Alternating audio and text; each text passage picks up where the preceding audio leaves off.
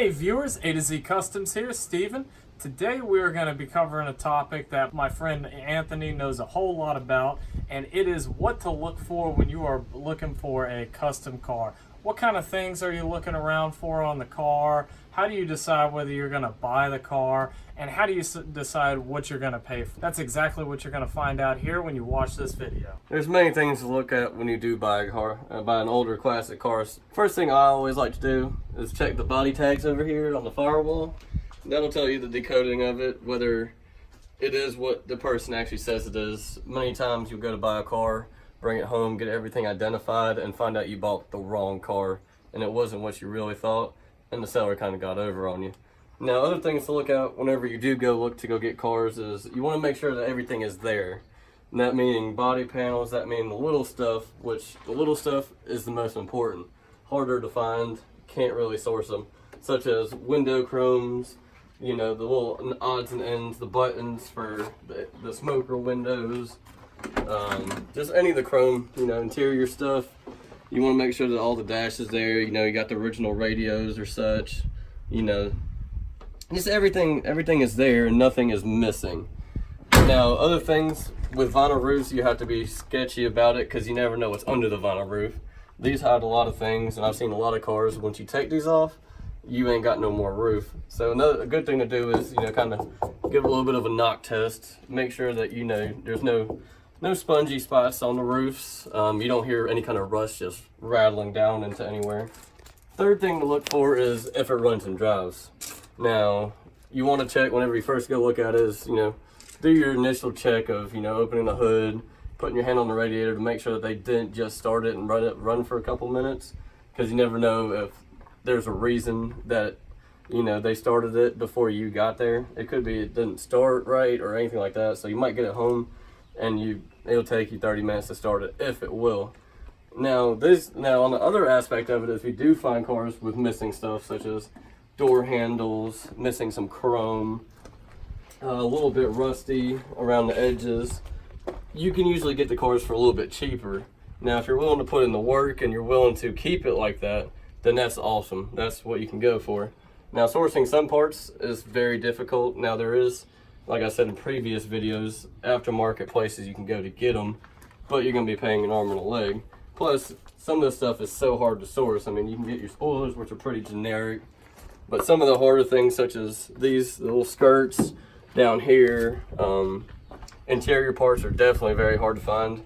If you get a car with a very cracked up dash, sometimes your best bet is to either buy another parts car that has a good dash and just swap the whole thing.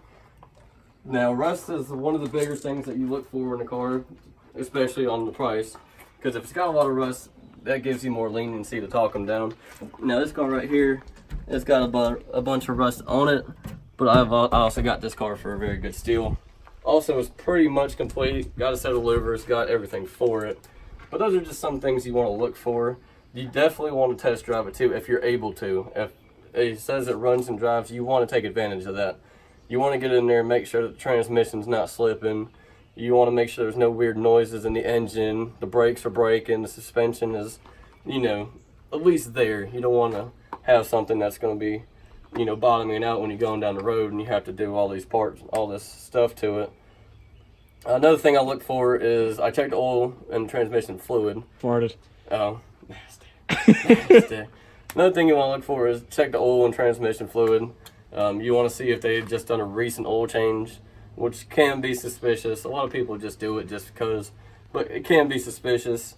They might be trying to hide some metal shavings that were in there before, or they might be hiding a blown head gasket. Check last time it was run. Usually they have some inspection stickers on there. You can see when the last time it was either on the road, if it's been sitting for a while, or you can ask the owner, you know, when was the last time it was on the road. Also look for the feasibility of the parts when I do buy a vehicle. If you get into the Mopars, it's more difficult to find parts for them.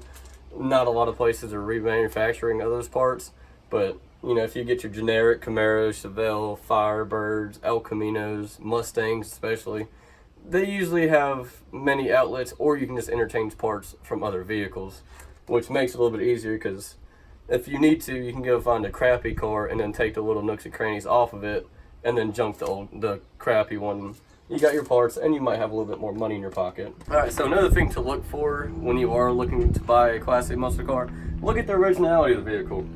See if anything's been modified or if it looks exactly like it came from the factory. Now, an example is this right here. Everything on this car is original, down to the paint, down to the wheels, beauty rings, motor, interior, etc. Nothing's ever been changed, nothing's been botched up, no panels have been replaced, no body work.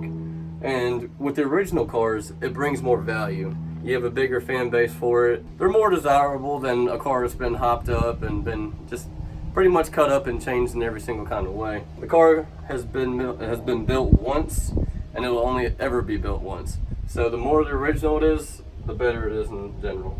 And the most important thing that I look for when I do go buy a vehicle is I check the market out. I see what the cars are going for from the high end to the low end.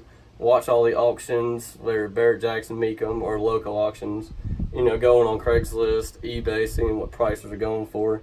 You don't want to buy a car and then it, you know, in a year or two just tank and you won't get your money back unless you really like that car and you're going to keep it. If you're looking to do an older car for an investment or a flip, you want to see how much time and how much money it's going to take to make the vehicle at its prime to where you can get a majority of your money.